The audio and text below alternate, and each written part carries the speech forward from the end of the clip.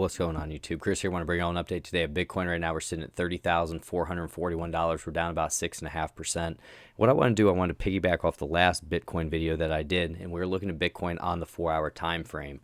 And what was concerning to us were the lower highs that were coming in.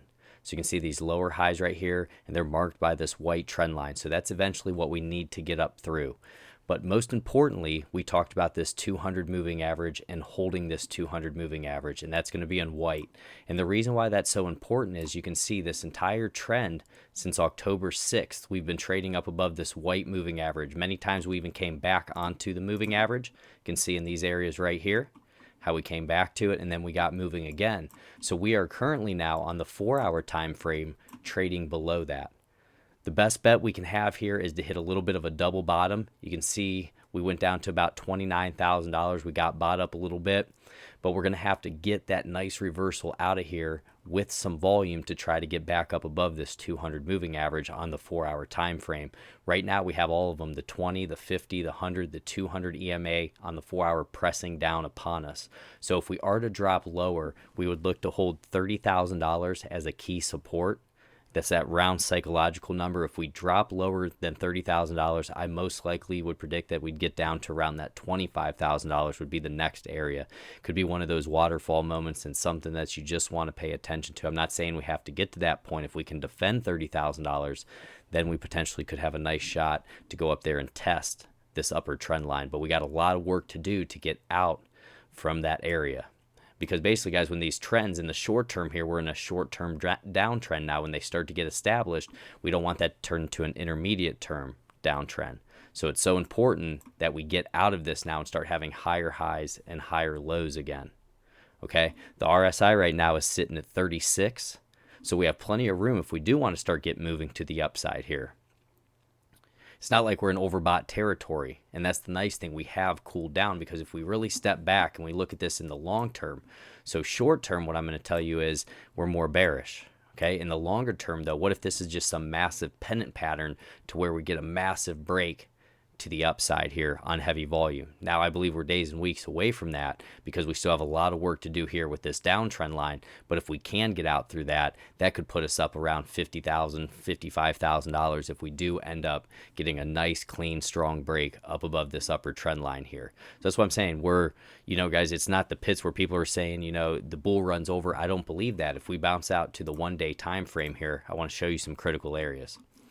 And what I believe, and when I believe we'll officially be out of the bull market, is when we start having daily candle closes, or a daily candle close below this 200 moving average. And that's going to be all the way back around 19,541. Right now we've been trading up above that, and in bear markets we trade below it, and bull markets we're up above it. So we still have plenty of room here on the 1-day time frame. But the important thing for today is for us to hold this 50 EMA right here, and this is going to be in pink, to not have a candle close below that, because if we have a candle close below that, we could look down to our next moving average, that 100 EMA, and that would put us back around 24,904. We'll call it $25,000. Okay, the RSI on the 1-day time frame is at 42. We want to stay up above that 40. Typically, when you get below 40, sometimes you can get trapped below that.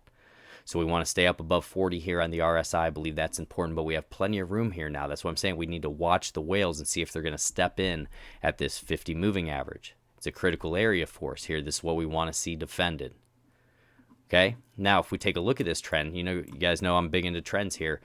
So when we've had these retracements before, we can get back to the 100, even that 200. Once we started to really launch up here, we were getting retracements back onto that 20. We are now trading below the 20 EMA, and that's going to be in purple. So we need to be aware of that. There was a lot of people, once we candle closed below that, they were out of their positions. And they were looking most likely for a lower area to get back into their positions. And what happened to me was basically I just got stopped out, and I've been looking for a nice clean spot to enter again. But right now this is still a sticky situation for us. And I also would love to know down low what you're doing. Are you hodling? Have you been trading? Did you get stopped out? Are you looking at lower areas?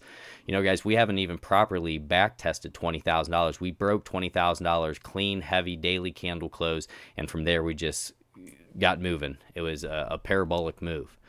But many times you'll notice in chart patterns or in technical analysis, an area, strong area like that 20,000 that you broke up through, you'll actually come back and back test that before you get moving again. And that's the volatility of Bitcoin. I'm not saying it has to happen. It's not something that you have to go back and back test, but a lot of the times once you break out, you'll back test it, see if you can find support off that before you get moving again. But we're still far away from that. I mean, we're talking about roughly $10,000 right now that we'd have to drop to even get to that area. But you can see how they're correlating, where you have that 20 right here, that $20,000, that was overhead resistance that we'd want to become support. It's also correlating with this 200 EMA on the 1-day time frame. So really watch that area. Next thing I wanted to go to was the technicals. We'll take a look here. So the technicals on the 1-day, we're looking at 11 sell, 9 neutral, and a 6 buy oscillators. Very neutral here. 3 sell, 8 neutral, 0 buy. Sell is going to be our awesome oscillator. Our momentum is going to be a sell. MACD level is going to be a sell. And you can see from our 10, our 20, and our 30, those moving averages, they're all showing a sell. So in the shorter term there, in the longer term sense, the 50, the 100, and the 200, we are having those buy signals because we're still up above them. Okay, a couple different things I wanted to look at here. We're going to go through some indicators. So next I want to take a look at the stock RSI in the 1-day time frame, and you can see we're low right now at 11 and 14. So you know we may drop a little bit lower, but we're getting to that point where the bulls may want to step in here in the days and weeks to come and really push us hard to the upside. And when we run in this space, the candles can be anywhere from, you know, $1,000 to $3,000. It can happen in a day. So be aware of that. I mean, you can go to the shower, come back, and then, you know, Bitcoin's up or down $2,000. We've all been there before. So the next one I wanted to look at was the MACD. Take a look at this. And also, guys, if you get something from these videos, don't forget to like, subscribe, hit that notification bell. Try to help us out the best you can. So we have not had a positive cross to the upside yet either. So what you can see is a lot of people are probably waiting in this area to see what's going to happen. Right here, this is the hot spot. So we do not have a bullish MACD cross yet on the 1-day time frame. Take a look at momentum. Momentum, we're negative 5,355. So we want to start seeing that get back to the positive here. So that's what I'm saying, guys. There could be a little bit more downside. We need to be aware of that. If we drop to $25,000, you have to have a plan. Do you want to buy in that area? You know, are you getting stopped out around $30,000 if we start falling? I'd love to hear your opinion down low. For me, I got stopped out, like I told you, many of my positions, and I'm just looking for a great entry. Great spot to jump back in. Let's see here. And then I wanted to go to the Bollinger Bands. And this is going to be on the 1-day time frame. You can see we're at the lower end of the Bollinger Band here. Many times when we get to that lower end, we'll start finally getting that bounce to the upside again and maybe test that middle band.